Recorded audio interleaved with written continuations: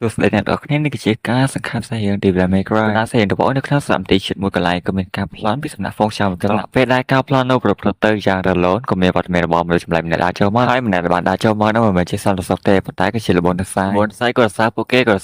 ទាំង5នាក់នោះគឺមានសំណាងបានចូលមកក្នុងនេះហើយលបននសាយក៏បានដេរទៅកាន់ពួកគេថាពួករ៉ៃទាំងអស់គ្នានោះភ្លើណាស់មិនទីយ៉ាងរបស់ដែលមានតម្លៃត្រឹមតែ $2.5 លានឬក៏បានដើរទៅយ៉ាងដើរមួយនិយាយថានេះវាមានតម្លៃស្មើនឹងពិភពលោកទាំងដែលហ្នឹងក៏មានឈ្មោះថា The Sword of Star ដែរបន្ទាប់ពីប្រាប់ហើយគាត់ក៏បានសម្រាប់ទាហានម្នាក់ដែលឆាប់ពីខ្លាចគាត់ឯឃើញចេះសមាជិកផ្សេងទៀតក៏ចាប់តាមបើកការវិភាគការបរិយាកាសតែក៏គំភ្លេចអស់ហ្នឹងក៏ត្រូវបានបរិយាកាសទប់ទល់យ៉ាងស៊ីផុតហើយត្រឹមតែ1វិនាទីប៉ុណ្ណោះឈាមក៏ត្រូវបានស្រោចពេញលើដែរក្រោយមកទាហានដែលជាអ្នកការពារវត្ថុបុរាណហ្នឹងក៏បានចូលមកចាប់ខ្លួនបរិយា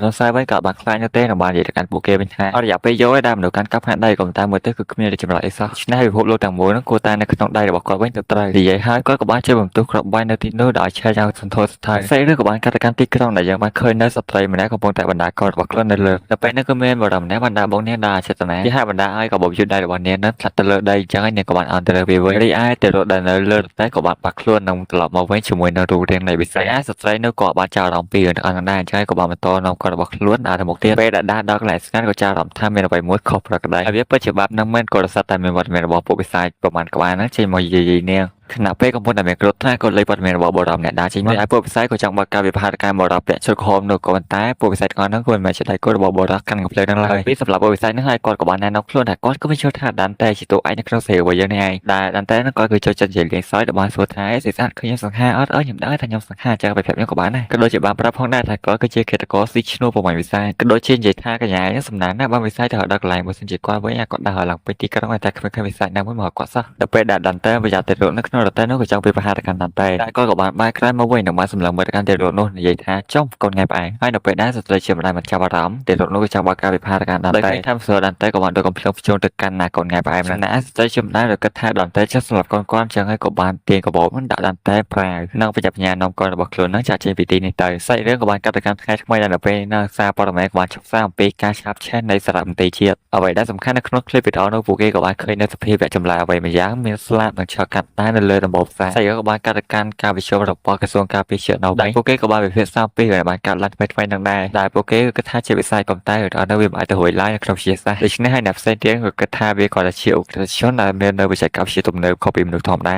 ាក៏ប៉ុន្តែនៅពេលนั้นអ្នកវិទ្យាសាស្ត្រម្នាក់ដែលមានឈ្មោះថា Dr. Septo ក៏បានប្រយោជន៍ទៅកាន់ពួកគេពោលគឺការសិក្សារបស់វិស័យជាមួយនឹងការសិក្សារបស់មនុស្សនឹងគឺវាមានភាពស្រដៀងគ្នាដូច្នេះពួកវិស័យក៏វាអាចបន្លំខ្លួនធ្វើជាមនុស្សដែលដើរហាដូចជាមនុស្សទូទៅនៅក្នុងទីក្រុងដែលពួកគេគឺមិនដឹងឡើយពេលលើអញ្ចឹងអ្នកផ្សេងទៀតក៏នៅតែចំទាស់អញ្ចឹងដែលថាទាំងអស់នោះក៏ប្រហែលជាវាគ្រាន់តែជាជំនឿសាសនាមួយតែប៉ុណ្ណោះពេលលើអញ្ចឹង Dr. Septo គាត់ក៏បានចំទាស់ដែរនៅបាយរដ្ឋវិញថាវាគ្រាន់តែជាការសន្និដ្ឋានរបស់គាត់តែប៉ុណ្ណោះឬគាត់ក៏បានបង្ហាញនៅអ្វីដែលគាត់បានរកឃើញថ្មីមួយទៀតដែលគាត់ក៏បានបញ្យល់ថាមួយពណ៌ខៀវនោះវាគឺជារូបរាងរបស់ភពផែនដីចំណាពណ៌ក្រហមនោះវាគឺជាដែនដីមួយទៀតដែលមានភាពស្រដៀងគ្នានឹងភពផែនដីដែរហើយបានសន្និដ្ឋានថាភពពណ៌ក្រហមនោះវាគឺជាភពរបស់ពួកវិស័យក៏ប៉ុន្តែដោយសារតែមានបាតុភូតមួយដែលឲ្យឈ្មោះថា Quantum Realm ដោយបាតុភូតនេះក៏បានខណ្ឌនៅពិភពលោកទាំងពីរនឹងមកចូលគ្នាតែទោះបីជាមាននៅ Quantum Realm នឹង8ខណ្ឌក៏ដោយក៏នៅតែមានបាតុភូតរបស់ពួកវិស័យខ្លះនោះក៏វាបានចូលមកដល់ភពផែនដីក៏ប៉ុន្តែវិស័យដែលបានមកដល់ភពផែនដីនោះភាគច្រើនគ្រាន់តែជាវិស័យដែលមានរូបរាងតូចៗតែប៉ុណ្ណោះនិយាយទៅអាជីពផ្នែកដល់កន្លែងនោះផងក៏សារទៅកាប់យកវិញនោះវាអត់ស្អីក្បោះក្បាយបកទៅកាន់ស្អីរបស់យើងវិញដែល Dr. Septon ក៏បានប្រាប់ទៅកាន់ពួកគេថាបើសិនជាមានបាតុភូតរបស់ពួកវិស័យពិតមែនក៏ពួកគេនឹងគឺបារម្ភពេកអីដោយសារតែគាត់ក៏បានបង្កើតនៅ project មួយដែលមានឈ្មោះថា Darkcom ដែល project នេះគឺបង្កើតឡើងសម្រាប់ទប់ទល់ជាមួយនឹងវត្តមានរបស់ពួកវិស័យដែលមានវត្តមានលើផែនដីនេះឯងដោយហើយពួកគេក៏បានចាក់នៅ clip វីដេអូមួយដែលបង្ហាញអំពីសកម្មភាពមុនពេលដែលមានផ្លេចឆេះនៅក្នុងសារមន្ទីរជាតិអ្វីដែលពួកគេចាប់អារម្មណ៍នៅក្នុង clip វីដេអូហ្នឹងគឺអំពីវត្តមានរបស់បុរសទសាយជាមួយនឹងពាក្យសម្ដីរបស់គាត់និយាយថា Sword of Spada ហើយនៅtrongវីដេអូហ្នឹងបុរសទសាយបាននិយាយទៅកាន់ពួកគេថាឲ្យពួកគេនឹងសប្បាយចិត្តសុំទៅគ្រាន់តែបន្តិចទៀតហ្នឹងវិញ្ញាណសកម្មនៃពិភពលោកគឺចាប់ដែរក៏ដូចជាបានផ្ដល់តម្លៃទៅកាន់ពួកគេផងដែរថាបើសិនជាពួកគេចង់សម្រាប់គាត់គឺអត់ពិបាកទេពួកគេគ្រាន់តែទៅស្វែងរកនៅឃាតករចំនួន3នាក់ដែលស៊ីឈ្នួលប្រវត្តិសាស្ត្រពេលលើចឹង Vice President ដែលមានឋានៈធំជាងគេនឹងក៏បានបញ្ជាឲ្យពួកគេនឹងឆាប់ទៅចាប់ឃាតករទៅ3នាក់ចេញមកតែយើងក៏បានកាត់តការភ័យនិថាមកកន្លែងដែលយើងក៏បានឃើញព័ត៌មានរបស់ដានតែហ្នឹងគឺទៅញ៉ាំអាហារពេលព្រឹកពេញនោះក៏មាននៅឡានដឹកសាំងមួយហ្នឹងក៏បានខ្ទាតចូលទៅក្នុងហាងកន្លែងដែលដានតែកំពុងតែញ៉ាំអាហារដោយហាងតែមួយហ្នឹងក៏ត្រូវបានឆាប់ឈឺយ៉ាងសន្ធោសន្ធៅហើយអ្នកដែលបង្កចលាចលហ្នឹងគឺជាបរិបម្នាក់ដែលអ្នកដែលបានបង្កចលាចលហ្នឹងគឺជាបងប្រុសរបស់ដានតែនោះឯងស្របពេលដែលដានតែកំពុងតែភ្លើបបិសាចនោះក៏ចាប់តាមបកការវិភាគការដានតែដែលម្នាក់ហ្នឹងគឺមិនមែនជាបងប្រុសរបស់ដានតែទេដែលពេលហ្នឹងគឺជាបិសាចកូនង៉ែផ្អាមដែលដានតែបានជួបពីមុននោះឯងស្របពេលដែលបិសាចវិភាគការដានតែស្អីក៏បានបង្វែរទៅកាន់អ្នកទោសទាំង3នាក់ដែលត្រូវបានរដ្ឋាភិបាលចាប់បានហើយក្នុងការសួរចម្លើយនោះគឺវាវែងកំតែសសស្រួយខ្លីបន្តិចទៅ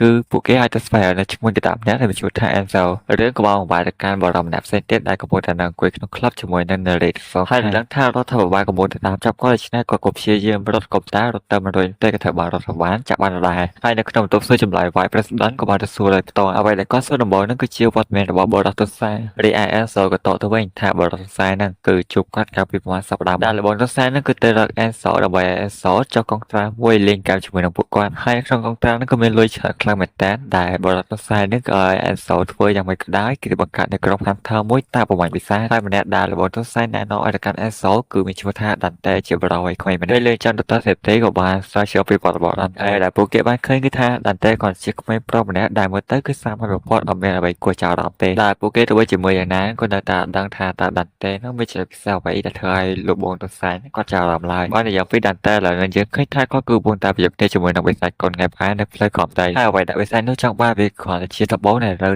ករបស់ Dante លើពេលដែលគាត់បានវិចារបិសាចនោះក៏បានចាប់ Dante ជាប់ទៅនឹងជញ្ជាំងក៏ដូចជាបានយកនៅដំបូងនៅជាប់ករបស់ Dante នោះបានផងដែរពេលឃើញចឹង Dante ក៏បានប្រើកម្លាំងរបស់ខ្លួនឬបំរាស់ពីដៃរបស់បិសាចនិងបានដាក់វាម្ដាយឲ្យខ្ទប់ទៅនឹងជញ្ជាំងហើយតែបានដើរទៅនិយាយដូចការបិសាចថាអើយសមត្ថភាពមិនឯងប៉ុណ្ណឹងសោះចាំបានតើរបស់វិបងផងពេលឃើញចាំបិសាចនោះក៏វាបាននិយាយកាន់ Dante ថាវាអាណិត Dante ណាក៏សត្វ Dante នោះគឺបានផ្លេចនៃកំណើតរបស់ខ្លួនឯងហើយក៏បានបន្ទោសខ្លួនឯងបង្កើតទៅជារូបរាងថ្មីមួយហើយចាក់ចេញពីទីនោះបរិកាន់ការសួរចម្លើយដល់វិញដុកទ័រ Sipto ក៏បានសួរទៅកាន់ Ansel ពីដាវមួយដែលមានឈ្មោះថា Sword of Spada ពេលលើចឹង Ansel ក៏បានរៀបរាប់ពីប្រវត្តិនៃដាវមួយនោះឲ្យទៅកាន់ពួកគេបានដឹងដែលដាវមួយនោះវាគឺជាកម្មសិទ្ធិរបស់អ្នកចម្បាំងនៃសម័យអាណាចក្របុរាណម្នាក់ដែលមានអាយុកាលតាំងពី20,000ឆ្នាំមុនមកម្ល៉េះនៅក្នុងចំណន់នោះក៏មានសង្គ្រាមរវាងមនុស្សនិងពួកបិសាចហើយអ្នកចម្បាំងម្នាក់នោះក៏បានប្រើប្រាស់ដាវនៅក្នុងដៃបង្ក្រាបនឹងពួកបិសាចដែលមានវត្តមានលើភពផែនដីនឹងឲ្យអស់ក៏តែមិនសម្លាប់ទេគឺបានចាប់ពួកបិសាចទាំងអស់ហ្នឹងដាក់ចូលទៅក្នុងពិភពមួយផ្សេងទៀតហើយដើម្បីបើកនៅពិភពមួយនោះបានពួកគេក៏ត្រូវការនៅដំបូងមួយដែលមានឈ្មោះថា Amulet ក៏ប៉ុន្តែ Amulet ហ្នឹងក៏ត្រូវបាន Spada បំបីពីជាពីរបាត់ទៅហើយបន្ទាប់បានលើ